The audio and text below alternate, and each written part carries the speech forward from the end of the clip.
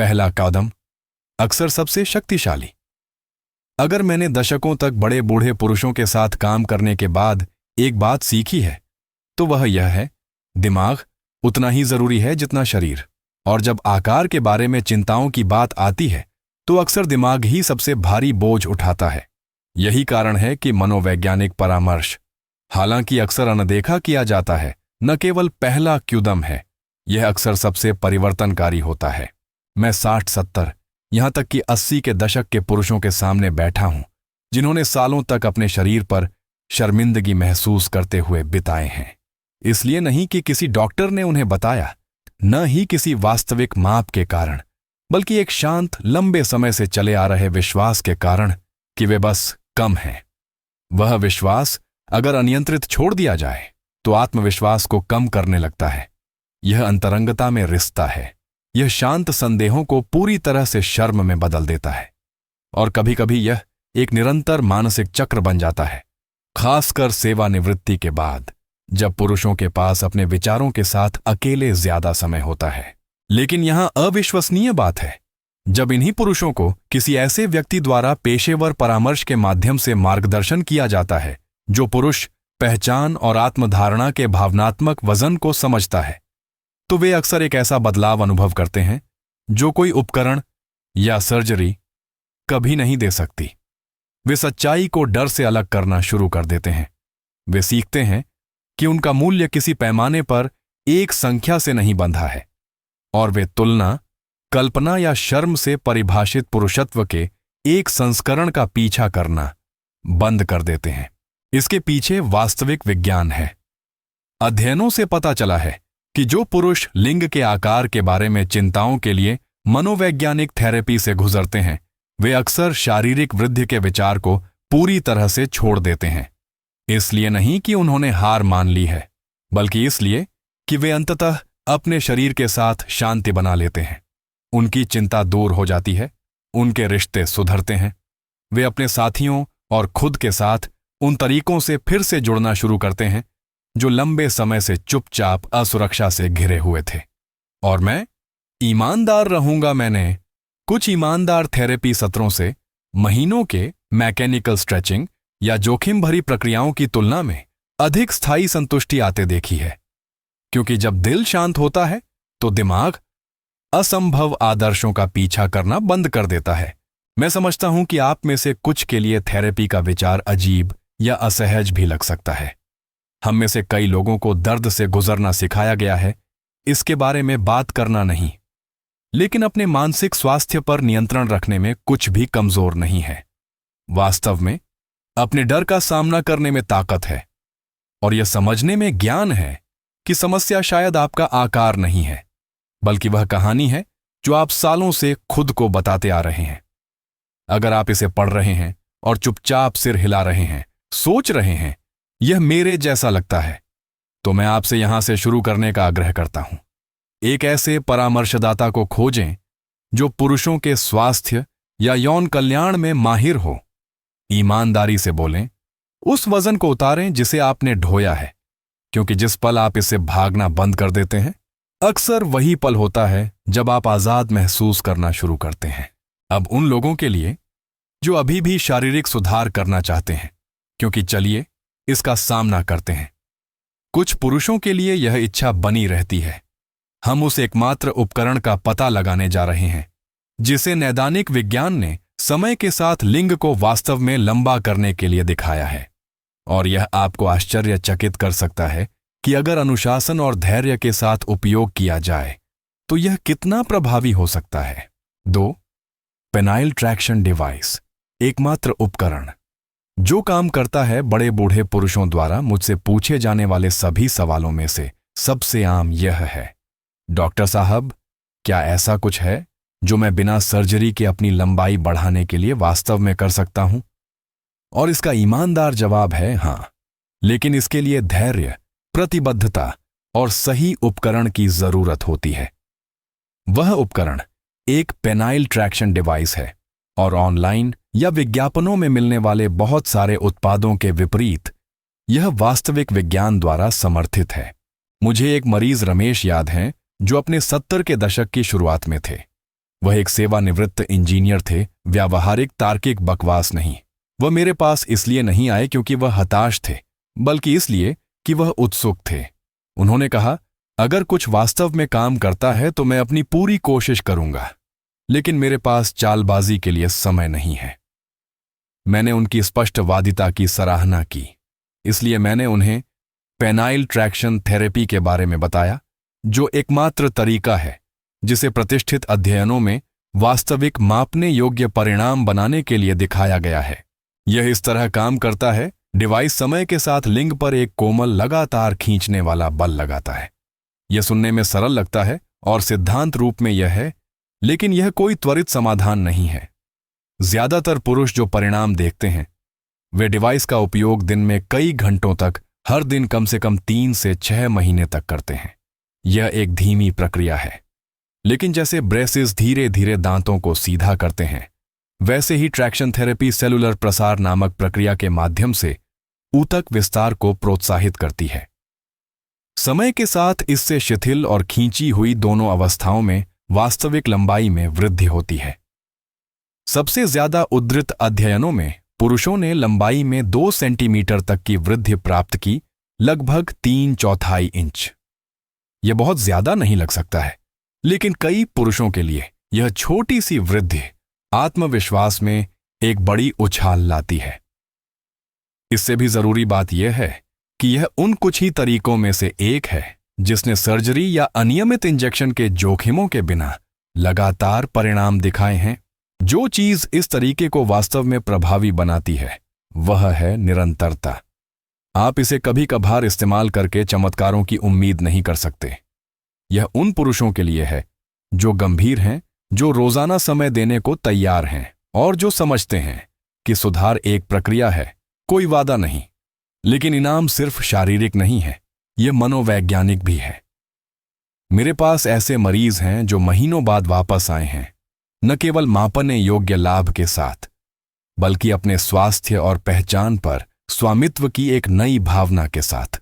बेशक निर्माता के दिशा निर्देशों का पालन करना, और यदि आपको पेरोनी रोग या स्तंभन दोष जैसी कोई स्थिति है तो मूत्र रोग विशेषज्ञ से परामर्श करना जरूरी है।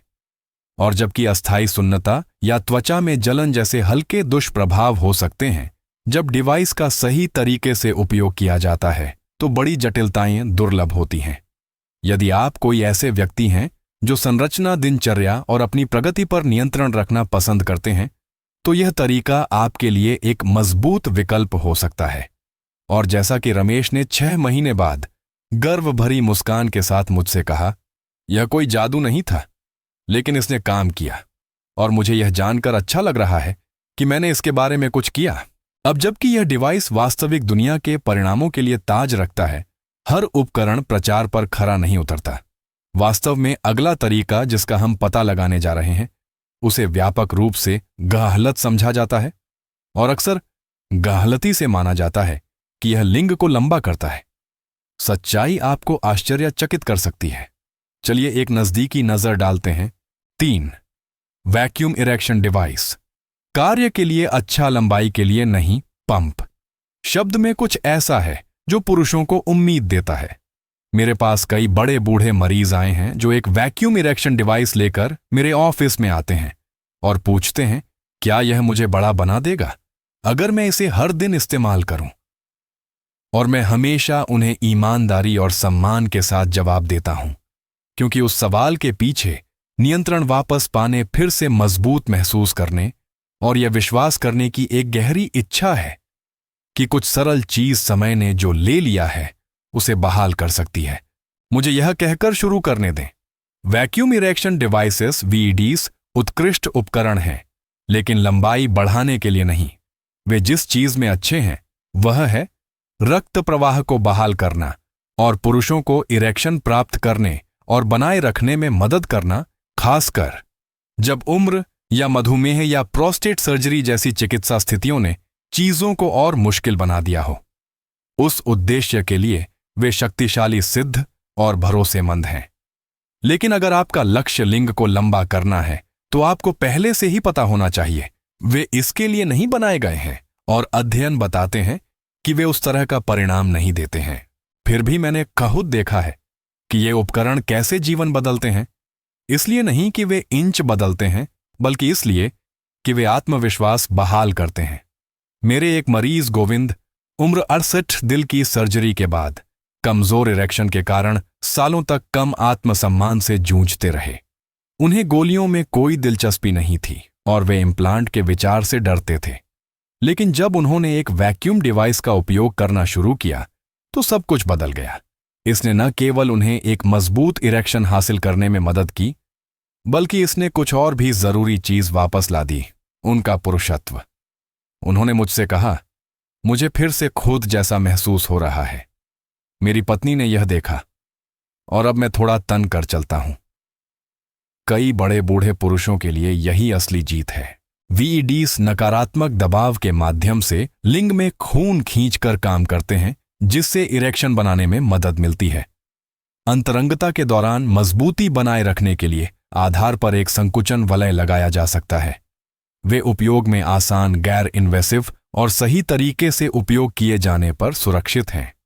कोई सर्जरी नहीं, कोई दवा नहीं, और मामूली चोट या अस्थायी असुविधा के अलावा बहुत कम दुष्प्रभाव होते हैं। और जबकि वे आपके लिंग को लंबा नहीं करेंगे, एक तरीका है जिससे वे आपके लक्ष्यों का अप्रत्यक्ष रूप से समर्थन कर सकते हैं, लिंग के स्वास्थ्य को बनाए रखने में मदद करके। एक वैक्यूम डिवाइस का नियमित उपयोग रक्त प्रवाह को प्रोत्साहित करता है, जो ऊतक शोष को रोक सकता है और स्तंभन ऊतक को प्रतिक्रियाशील बनाए रख सकता है। उन पुरुषों के लिए जो ट्रैक्शन डिवाइस का भी उपयोग कर रहे हैं या अन्य उपचारों से गुजर रहे हैं, एक वीड संवहनी कार्य को बनाए रखकर उन प्रयासों को पूरक कर सकता है। इसलिए यदि आप प्रदर्शन संबंधी समस्याओं का सामना कर रहे हैं या सिर्फ उम्र से संबंधित परिवर्तनों से आगे रहना चाहते हैं, तो एक वैक्यूम डिवाइस आपके टूल किट का एक मूल्यवान हिस्सा हो सकता है। यह लंबाई नहीं जोड़ सकता है, लेकिन यह कुछ उतना ही मूल्यवान जोड़ता है, कार्य, आत्मविश्वास और तत्परता। लेकिन अब हमें एक ऐसे रास्ते के बारे में बात करने की जरूरत है जो कहीं ज्यादा जोखिम भरा है। एक ऐसा रास्ता जो अक्सर एक त्वरित समाधान के रूप में छिपा होता है, लेकिन गंभीर परिणामों के साथ आता है। कई पुरुष तेजी से परिणाम की उम्मीद में इस अगले विकल्प की ओर मुड़ते हैं और कुछ को तब तक एहसास नहीं होता कि उन्होंने क्या नुकसान किया है, जब तक कि बहुत देर नहीं हो जाती। मुझे आपको दिखाने दें कि पेनाइल इंजेक्शन ज्यादातर लोगों की सोच से कहीं ज्यादा खतरनाक क्यों है। 4. सभी इंजेक्शन से बचें। जोखिम बहुत ज्यादा है। काश यह हिस्सा कहना ना पड़ता, लेकिन यह कहना जरूरी है, जोर से और साफ। अगर आप ऑनलाइन ब्राउज कर रहे हैं, फोरम में स्क्रॉल कर रहे हैं या देर रात के विज्ञापन देख रहे हैं जो सिर्फ कुछ त्वरित इंजेक्शन से आपके लिंग को बड़ा करने का वादा करते हैं, तो मुझे जरूरत है कि आप रुकें और ध्यान से सुनें। मैंने देखा है कि जब पुरुष इन शॉर्टकट पर भरोसा करते हैं तो क्या होता है, और परिणाम अक्सर विनाशकारी होते हैं, न केवल शारीरिक रूप से बल्कि भावनात्मक और आर्थिक रूप से भी। मुझे एक कहानी साझा करने दें जिसे मैं कभी नहीं भूलूंगा। मेरे एक मरीज तरुण एक क्लिनिक में मोटाई बढ़ाने की प्रक्रिया से गुजरने के बाद मुझसे मिलने आए, जो उन्हें विदेश में मिला था। वह अपने 60 के दशक की शुरुआत में थे, हाल ही में तलाकशुदा थे और खुद को कमजोर महसूस कर रहे थे। एक आकर्षक वेबसाइट ने उन्हें विश्वास दिलाया था कि कुछ इंजेक्शन उन्हें नई शुरुआत करने, युवा महसूस करने और डेटिंग में अधिक आत्मविश्वासी होने में मदद कर सकते हैं। इसके बजाय उन्हें जो मिला वह था सूजन निशान और सनसनी का नुकसान।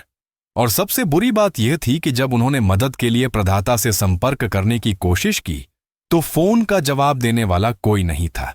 इन इंजेक्शन में अक्सर सिलिकॉन कोलेजन वसा या अन्य भराव जैसे पदार्थ शामिल होते हैं। कुछ को चिकित्सकीय रूप से सुरक्षित, यहां तक कि प्राकृतिक बेस के रूप में विपणन किया जाता है। लेकिन यहां सच्चाई है, इनमें से कोई भी इंजेक्टेबल प्रक्रिया लिंग वृद्धि के लिए FDA अनुमोदित नहीं है, और इनमें से किसी की भी यौन चिकित्सा सोसाइटी ONF नॉर्थ अमेरिका या किसी भी प्रतिष्ठित मूत्र विज्ञान संघ द्वारा सिफारिश नहीं की जाती है। वास्तव में नैदानिक अध्ययनों से पता चला है कि इनमें से कई पदार्थ समय के साथ स्थानांतरित हो सकते हैं, दर्दनाक गांठें पैदा कर सकते हैं, शाफ्ट को विकृत कर सकते हैं या पुराने संक्रमण का कारण बन सकते हैं। कुछ जटिलताएं सालों बाद तक दिखाई नहीं देती हैं और तब तक नुकसान अपरिवर्तनीय हो सकता है। आत्मविश्वास की तलाश में कुछ ऐसा करने की कल्पना करें और अंत में प्रदर्शन करने में असमर्थ हो जाए। यह एक ऐसी वास्तविकता है जिसे मैंने एक से ज्यादा बार देखा है। मैं इन इंजेक्शन के आकर्षण को जानता हूं। मुझे पता है कि उन्हें त्वरित, सरल और विचारशील के रूप में विपणन किया जाता है। एक ऐसे व्यक्ति के लिए जिसने दशकों तक चुपचाप अपने आकार के बारे में चिंता करते हुए बिताया है, यह चमत्कारी उत्तर जैसा लग सकता है। लेकिन मैं आपसे आग्रह करता हूं, अल्पकालिक आशा के लिए अपने दीर्घकालिक स्वास्थ्य को जोखिम में न डालें। जब बात इतनी नाजुक और इतनी व्यक्तिगत हो तो कोई शॉर्टकट नहीं होता। आप एक गली कूचे के वादे या एक अप्रमाणित उपचार से बेहतर के हकदार हैं। और अगर आपको पहले से ही इंजेक्शन लग चुके हैं तो घबराएं नहीं, लेकिन जांच करवाएं। एक बोर्ड प्रमाणित मूत्र रोग विशेषज्ञ के साथ परामर्श किसी भी जटिलता का आकलन करने और आपको अगले कदमों पर मार्गदर्शन करने में मदद कर सकता है। तो यह हमें कहां छोड़ता है? हमने अब गैर सर्जिकल तरीकों का पता लगाया है, therapy, traction device, vacuum pump और इंजेक्शन के खिलाफ गंभीर चेतावनी। ये वे रास्ते हैं जो बिना चाकू के संभावना प्रदान करते हैं। लेकिन उन लोगों के लिए जो अभी भी सर्जिकल हस्तक्षेप के बारे में उत्सुक हैं, शायद इसलिए कि उन्होंने अन्य सभी विकल्पों को समाप्त कर दिया है या अद्वितीय परिस्थितियों से निपट रहे हैं, विचार करने के लिए और भी बहुत कुछ है। आगे जो आ रहा है वह कमजोर दिल वालों के लिए नहीं है। अब हम सर्जिकल विकल्पों में गोता लगाएंगे, अच्छा, बुरा और सरासर खतरनाक। अगर आपने कभी सोचा है कि वृद्धि क्लिनिक में बंद दरवाजों के पीछे वास्तव में क्या होता है या क्या इनमें से कोई भी सर्जरी वास्तव में इसके लायक है, तो आप जो आ रहा है उसे चूकना नहीं चाहेंगे। श्रेणी 2 सर्जिकल विकल्प। एक नजदीकी नजर 1, सस्पेंसरी लिगामेंट रिलीज। छोटा लाभ, बड़ा खतरा।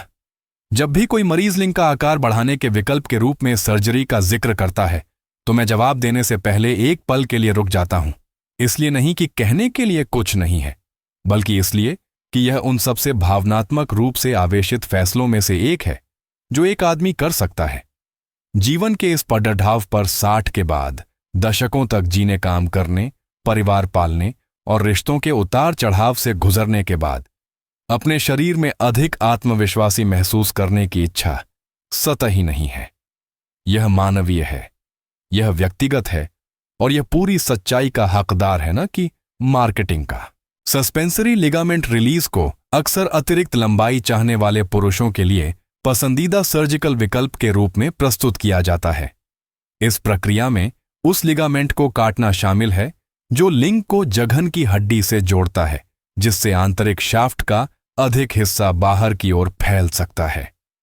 कागज पर यह तार्किक लगता है, बंधन को मुक्त करें, अधिक लंबाई प्राप्त करें, और हां, कुछ मामलों में इसके परिणाम स्वरूप शिथिल लंबाई में एक दृश्य वृद्धि हो सकती है। लेकिन जो वे हमेशा आपको नहीं बताते हैं वह यह है कि यह लाभ एक कीमत पर आता है। सच्चाई यह है कि यह प्रक्रिया उत्तेजित लंबाई को नहीं बढ़ाती है। यह उन सबसे बड़ी गलत फहमियों में से एक है जो मैं देखता हूं। अतिरिक्त लंबाई सिर्फ तब होती है जब लिंग नरम होता है, और वह लाभ भी मामूली होता है, अक्सर 1 इंच से भी कम। कुछ पुरुषों के लिए यह पर्याप्त हो सकता है, लेकिन कई अन्य लोगों के लिए परिणाम संतुष्टि नहीं बल्कि निराशा की ओर ले जाता है। इससे भी जरूरी बात यह है कि सस्पेंसरी लिगामेंट को काटने से इरेक्शन के कोण और स्थिरता पर असर पड़ सकता है। जघन की हड्डी से उस लंगर के बिना लिंग उत्तेजना के दौरान ऊपर की ओर इशारा नहीं कर सकता है। इसके बजाय यह नीचे की ओर गिर सकता है या कम समर्थित महसूस हो सकता है, जिससे अंतरंगता अधिक अजीब और कम आनंददायक हो जाती है। यह एक ऐसा विवरण है जिसका शायद ही कभी विज्ञापन किया जाता है, लेकिन यह एक वास्तविक और सामान्य परिणाम है। मैंने चीरे वाली जगह पर निशान ऊतक बनने जैसी जटिलताएं भी देखी हैं, जो वास्तव में समय के साथ लिंग को छोटा कर सकती हैं या इसकी उपस्थिति को विकृत कर सकती हैं। कुछ मामलों में मरीजों को सर्जरी के बाद महीनों तक ट्रैक्शन डिवाइस पहनने की सलाह दी जाती है ताकि रिट्रैक्शन को रोका जा सके, लेकिन कई लोगों को यह पहले कभी नहीं बताया जाता। मुझे एक मरीज ललित याद है जो एक निजी क्लिनिक में सर्जरी कराने के बाद मेरे पास आए थे। वह अपने 60 के दशक के अंत में थे, तलाकशुदा थे और अलग थलग महसूस कर रहे थे। उन्होंने मुझे बताया कि उन्हें कम से कम 2 इंच के लाभ का वादा किया गया था। इसके बजाय उन्हें सिर्फ आधे इंच से भी कम उत्तेजना के दौरान एक सपाट कोण और गहरे अफसोस का एहसास हुआ। उन्होंने कहा, जो सबसे ज्यादा दर्द देता था वह खर्च किया गया पैसा या शारीरिक असुविधा नहीं थी, यह भावनात्मक निराशा थी। उन्होंने सोचा था कि यह उनके अंदर कुछ ठीक कर देगा, लेकिन ऐसा नहीं हुआ। इसीलिए मैं हमेशा कहता हूं, अगर आप इस रास्ते पर विचार कर रहे हैं तो आंखें खोल कर जाएं। सुनिश्चित करें कि आपका सर्जन बोर्ड प्रमाणित अनुभवी और परिणामों के बारे में ईमानदार है, और सबसे बढ़कर सुनिश्चित करें कि आप समझते हैं कि आप वास्तव में क्या हासिल करने की उम्मीद कर रहे हैं, क्योंकि चाकू वह ठीक नहीं कर सकता जो भावनात्मक है। लेकिन जो लोग अभी भी उत्सुक हैं उनके लिए सर्जरी यहीं खत्म नहीं होती।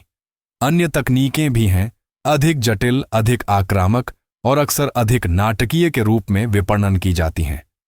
लेकिन क्या वे तरीके वह देते हैं जिसका वे वादा करते हैं, या वे समाधानों से ज्यादा निशान छोड़ जाते हैं?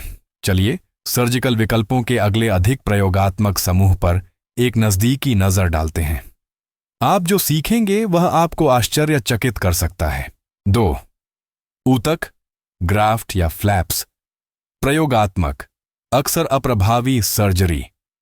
शब्द में कुछ ऐसा है जो आशा और भय दोनों लाता है। कई बड़े बूढ़े पुरुषों के लिए, जिन्होंने सालों तक चुपचाप असुरक्षाओं से संघर्ष किया है, एक अधिक उन्नत सर्जिकल प्रक्रिया का विचार कुछ ऐसा जो ग्राफ्ट या फ्लैप के माध्यम से नाटकीय परिणाम का वादा करता है, एक अंतिम उपाय की तरह महसूस हो सकता है, शायद एक चमत्कार भी। लेकिन इससे पहले कि आप इन तकनीकों पर अपना भरोसा रखें, मैं आपको बताना चाहता हूं कि वे वास्तव में क्या हैं, वे क्या वादा करते हैं और वे अक्सर क्या देने में विफल रहते हैं। ऊतक, ग्राफ्ट या फ्लैप प्रक्रियाओं में सामग्री लेना शामिल है, कभी कभी आपके अपने शरीर से, कभी कभी सिंथेटिक, और इसका उपयोग लिंग में मोटाई या लंबाई जोड़ने के लिए करना। सिद्धांत रूप में यह पुनर्निर्माण जैसा लगता है। जहां प्रकृति ने पर्याप्त प्रदान नहीं किया है, वहां जोड़ना कुछ ऐसा जिसे अधूरा महसूस होता है, उसे फिर से आकार देना। लेकिन वास्तविकता बहुत कम अनुमानित है। इनमें से ज्यादातर प्रक्रियाओं को प्रयोगात्मक माना जाता है, जिसका अर्थ है कि उन्हें मानकीकृत नहीं किया गया है। वे बोर्ड प्रमाणित मूत्र रोग विशेषज्ञों द्वारा व्यापक रूप से नहीं किए जाते हैं, और उनमें लगातार सफलता दिखाने वाले दीर्घकालिक अध्ययनों की कमी होती है। परिणाम एक मरीज से दूसरे मरीज में बहुत भिन्न होते हैं, और दुख की बात है कि जटिलताएं भी वैसी ही होती हैं।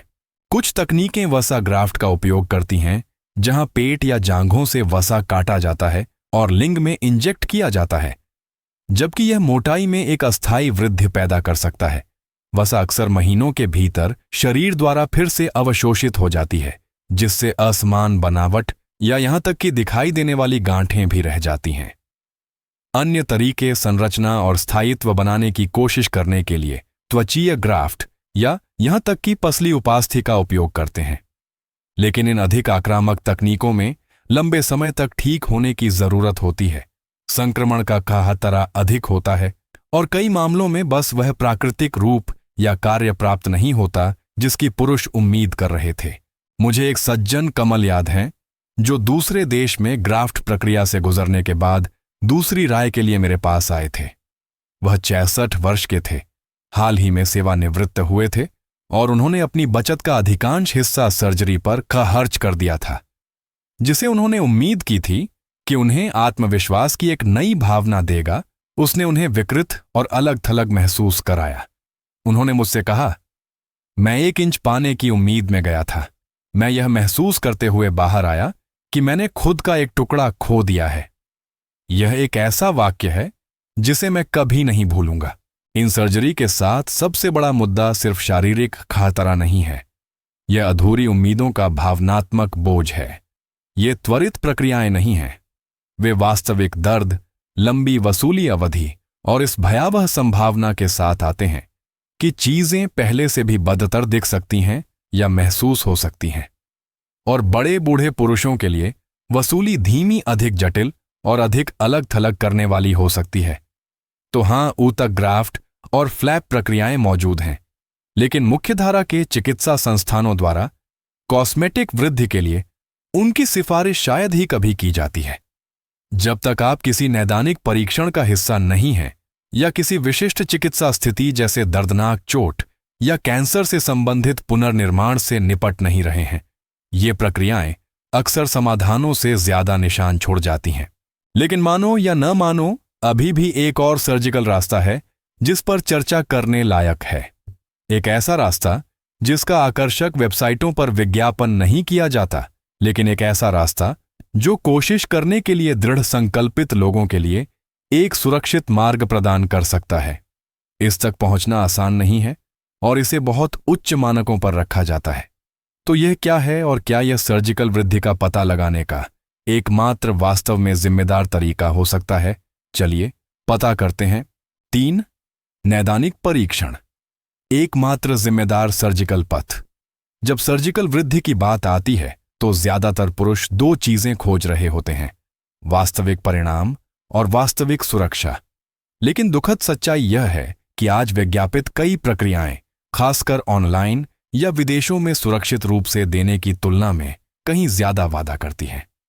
इसीलिए अगर आप लिंग की लंबाई बढ़ाने के लिए गंभीरता से सर्जरी पर विचार कर रहे हैं, तो केवल एक ही रास्ता है जिसकी मैं साफ अंतरात्मा से सिफारिश कर सकता हूं: एक नैदानिक परीक्षण में भाग लेना। अब मुझे पता है कि परीक्षण शब्द डरावना लग सकता है। कुछ लोगों के लिए यह प्रयोग किए जाने या यह न जानने की छवियां पैदा करता है कि आप किस लिए साइन अप कर रहे हैं।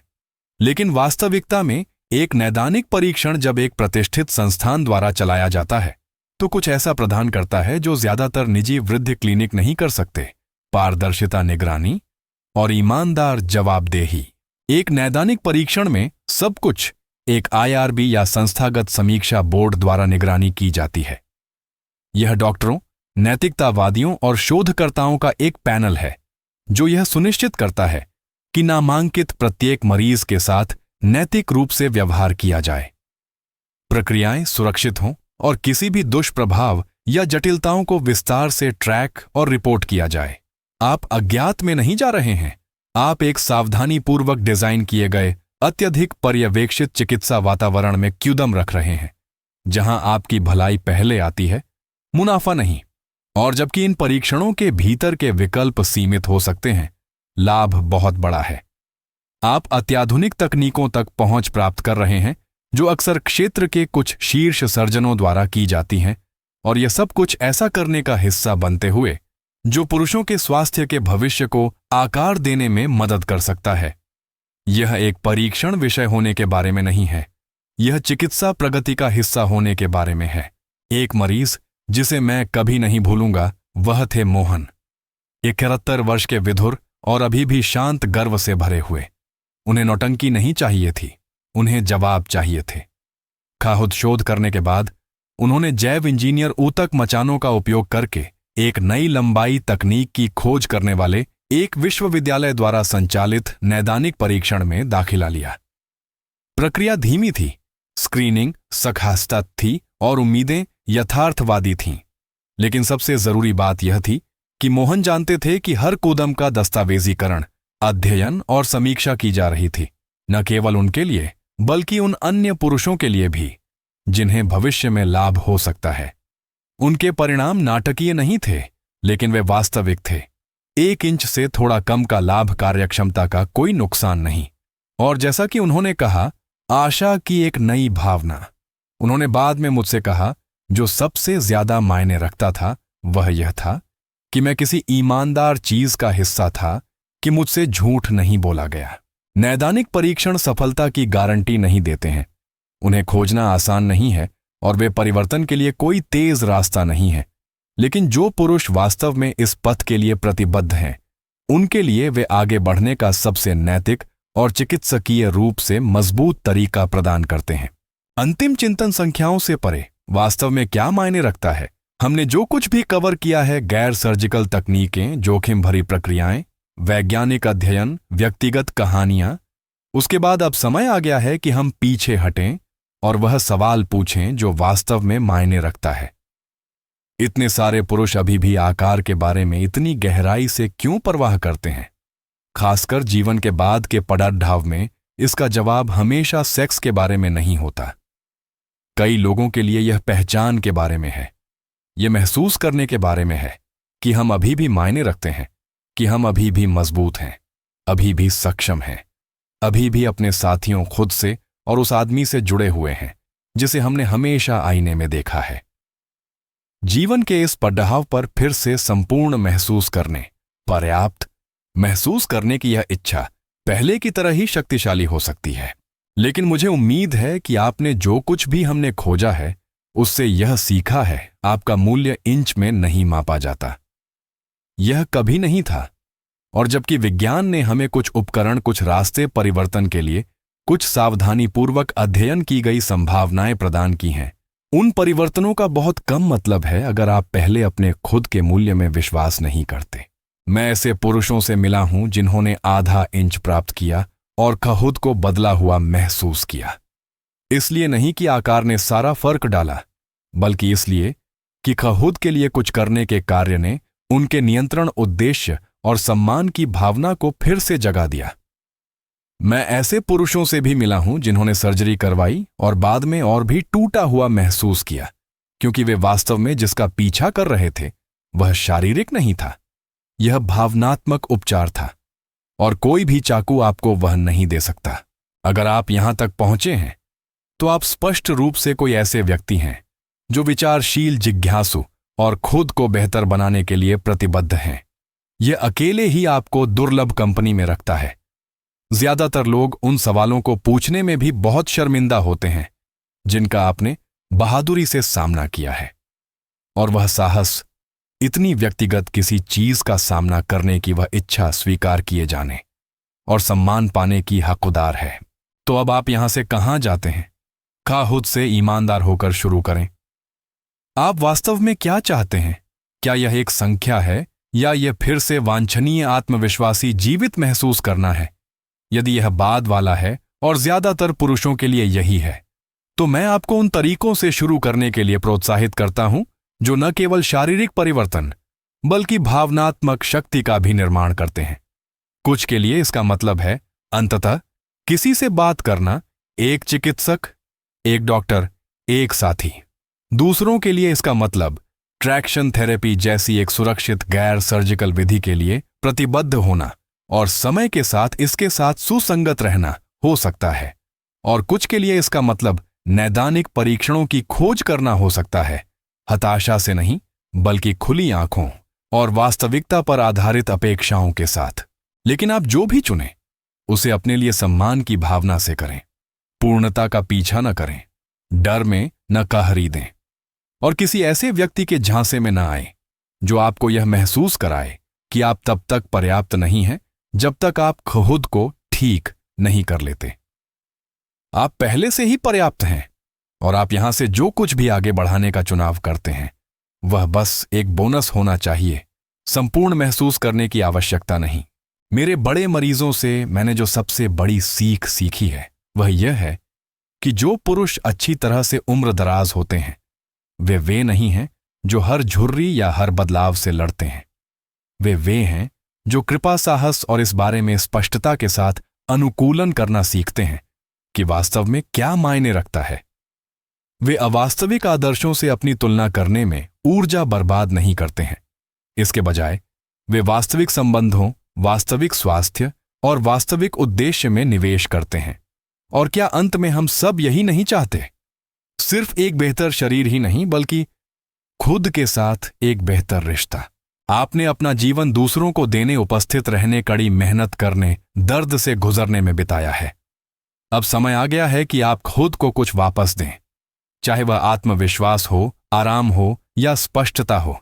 यह आपकी कहानी का सम्मान करने से शुरू होता है, कमियों, डरों और सभी के साथ और ताकत की जगह से आगे बढ़ने से। डॉ मेहरा का एक अंतिम विचार। मैं जो सबसे मूल्यवान जीवन सबक साझा कर सकता हूं, खासकर उन पुरुषों के साथ दशकों के अनुभव से जो अपने बाद के वर्षों को जी रहे हैं, वह यह है, आपका सच्चा माप किसी भी भौतिक आयाम में नहीं, बल्कि आपके चरित्र की गहराई, आपके संबंधों की मजबूती और उस साहस में है जिसके साथ आप अपनी सच्चाई जीते हैं। उम्र बढ़ना बाहरी सत्यापन से आंतरिक शांति और आत्मस्वीकृति की ओर ध्यान केंद्रित करने का एक गहरा अवसर प्रदान करता है। अनुभव के साथ आने वाले ज्ञान को अपनाएं और समझें कि आपका मूल्य हमेशा से था और हमेशा रहेगा, अंतर्निहित और अटूट। यहां होने के लिए, सुनने के लिए और उस तरह का आदमी होने के लिए धन्यवाद जो कठिन सवालों से भागता नहीं है, बल्कि साहस के साथ जवाब चाहता है। यदि इस चर्चा ने आपको एक नया दृष्टिकोण दिया या आपको देखा हुआ महसूस करने में मदद की, तो मुझे उम्मीद है कि आप इसे दोस्तों, परिवार या किसी ऐसे व्यक्ति के साथ साझा करेंगे जिसे आप सोचते हैं कि लाभ हो सकता है। वहां अनगिनत अन्य पुरुष हैं, आप जैसे ही पुरुष जो अभी भी चुप्पी में बैठे हैं, सोच रहे हैं कि क्या वे अकेले हैं। वे नहीं हैं, और अब आप भी नहीं हैं। कृपया अपने विचारों या प्रश्नों के साथ नीचे एक टिप्पणी छोड़ने के लिए स्वतंत्र महसूस करें। यदि आपको यह जानकारी उपयोगी लगी, तो पुरुषों के स्वास्थ्य और कल्याण पर अधिक जानकारी के लिए इस मंच का अनुसरण करने पर विचार करें।